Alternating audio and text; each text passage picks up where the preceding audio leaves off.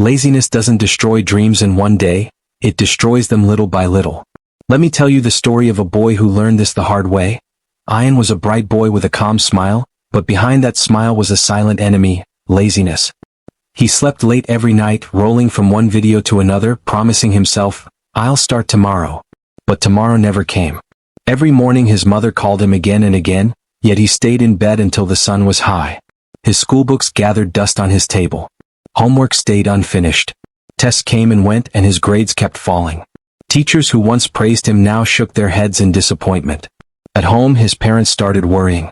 They knew Ian was capable of so much more, but his constant delays and excuses hurt their expectations. His father tried explaining gently, "If you don't take your life seriously, no one else can help you." His friends moved ahead, winning competitions, improving skills, chasing dreams. Ian watched them from a distance, feeling left out. Slowly he stopped joining them, afraid they would judge him. His self-confidence faded, and he began avoiding people altogether. Deep inside, Ian knew he was falling behind, not because he lacked talent, but because he couldn't fight his own laziness. And that realization was the beginning of a change he didn't see coming. As days passed, Ian's laziness began catching up with him. Everyone around him seemed to be moving forward while he stayed stuck in the same place. His friends were getting good grades, winning competitions, learning new skills, and talking excitedly about their future goals. But Ian? He just watched from a distance. Every achievement of his friends felt like a reminder of what he could have been. In school his teachers noticed the change in him. Once hopeful, they now sighed in disappointment. "Ian, you have talent," one teacher said softly, "but talent is useless without effort." Still, nothing changed. At home things weren't any better. His parents exchanged worried glances. His mother tried to motivate him, while his father warned him gently, "Life will not wait for you, Ian." Their disappointment hurt him, but not enough to make him take action. Every night, Ian felt a small guilt growing inside him. He knew he was falling behind. He knew he should try harder. But laziness held him tightly. He kept delaying everything, his studies, his responsibilities, even his dreams. Deep inside, a fear slowly formed, a fear that if he didn't change soon, life would leave him behind forever. One afternoon, when Ian was sitting alone on a bench after school, he saw an elderly man walking slowly through the campus garden. His name was Mr. Harris, a retired teacher known for his wisdom and calm nature. Students respected him not because he was strict but because he understood people deeply. Mr. Harris noticed Ian sitting with drooped shoulders and tired eyes. He quietly sat beside him and said, "You look troubled, son." Ian hesitated but finally spoke, "Sir, I keep falling behind. Everyone is doing well except me. I don't know what's wrong with me." The old man looked at him carefully as if reading his heart. "Ian," he said gently, "you are not failing because you lack ability. You're failing because you're waiting for life to change on its own." Ian looked down embarrassed. Mr. Harris continued, "Success doesn't come to those who wait, it comes to those who work." Those words hit Ian like a spark of truth. The old teacher then added, "You have talent, but talent without discipline is like a lamp without fire. It cannot shine." For the first time in a long while, Ian felt someone understood him, and more importantly, believed in him. And that moment planted the seed of change inside him. Mr. Harris smiled softly and said, "Let me tell you a short story, Ian. Maybe you'll see yourself in it." He began, "There was once a boy named Sam. He was smart, capable, and full of potential. Everyone believed he would achieve great things. But Sam had one problem. He always delayed everything." The old man continued, "Whenever an opportunity came, Sam would say, 'I'll do it tomorrow.' When his friends worked hard, he relaxed. When his teacher gave him projects, he postponed them. Slowly, opportunities stopped coming to him. People stopped trusting him. His friends moved ahead and Sam remained stuck in the same place." Ian listened quietly, feeling a strange heaviness in his chest. One day, Mr. Harris said, Sam looked around and realized he had wasted years waiting for the right time. And by then, it was too late. Ian stared at the ground. The story felt painfully familiar. Every word echoed his own life.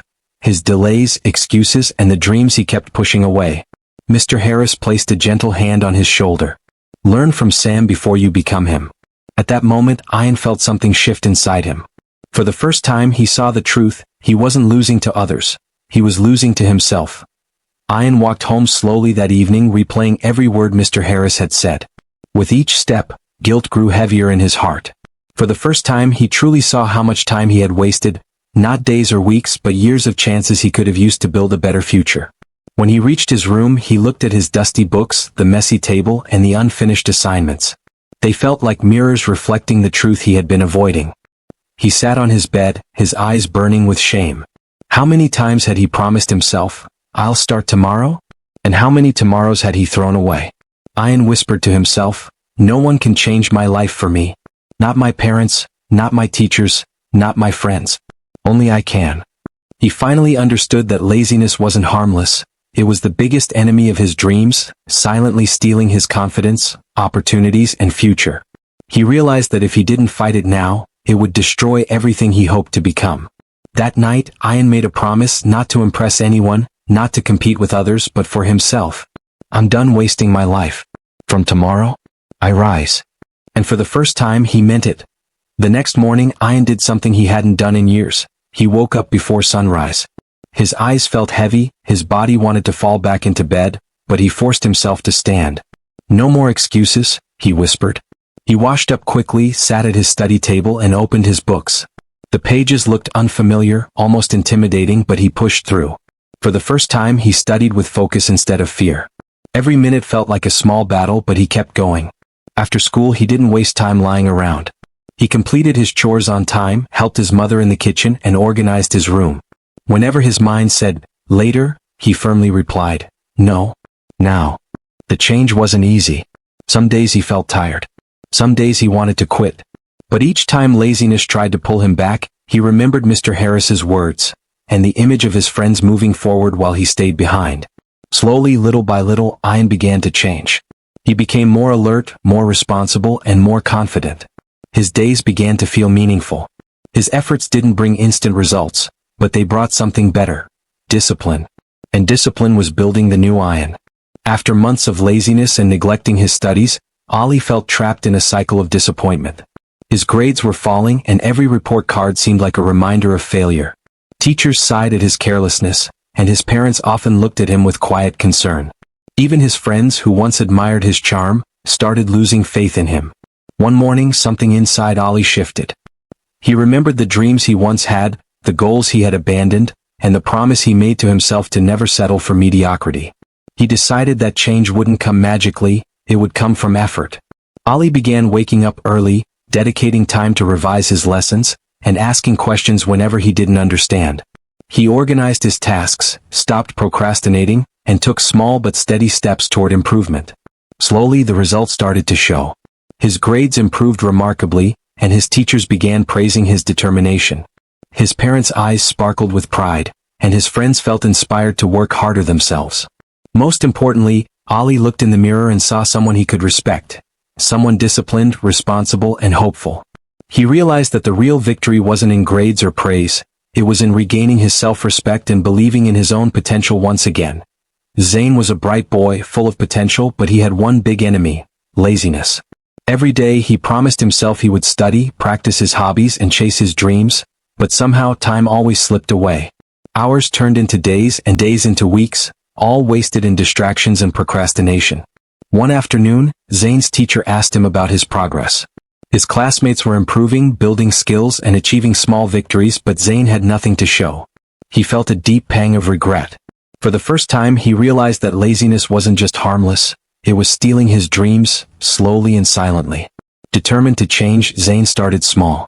He woke up on time, studied just 30 minutes every day, and completed tiny tasks consistently. At first, it felt difficult, but gradually he saw results. His skills improved, his confidence grew, and his goals no longer felt distant. Zane learned the hardest lesson of all: time wasted never returns. Laziness could have destroyed everything he wanted, but by fighting it with steady effort, he turned his life around. Now he knew that even small, consistent actions taken daily could create extraordinary results. Dreams could be saved, but only if you act. Want to transform your life like Zane? Don't wait another day. Click subscribe and start your first small step toward your dreams today, because the best time to change is now.